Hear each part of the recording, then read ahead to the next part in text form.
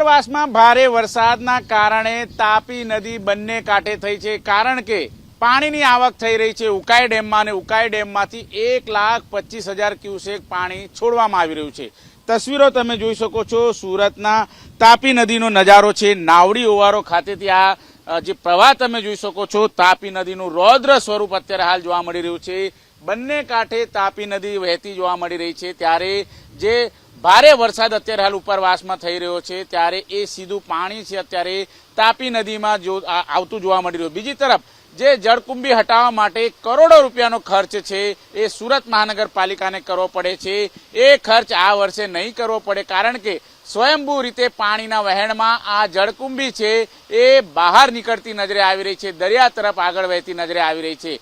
જોકે થોડા દિવસ પહેલા જ વાહન ચાલકો માટે કોઝવે ખુલ્લો મૂકવામાં આવ્યો હતો, કારણ કે તાપી નદીની જળ સપાટી ઘટી હતી, પરંતુ એના 2 દિવસ પછી તરત જ ઉપરવાસમાં ભારે વરસાદ વરસ્યો અને એ પાણીની આવક ઉકાઈ ડેમમાં થઈ। ઉકાઈ ડેમમાંથી સતત અત્યારે 1,25,000 ક્યુસેક પાણી છોડવામાં આવી રહ્યું છે, ત્યારે એ પાણી સીધું અત્યારે હાલ કોઝવેથી ઓવરફ્લો થઈને બહાર જતું જોવા મળી રહ્યું છે। કેમેરામેન રાકેશ પાનવાલા સાથે ધનરાજ બાગલે, એબીપી અસ્મિતા, સુરત।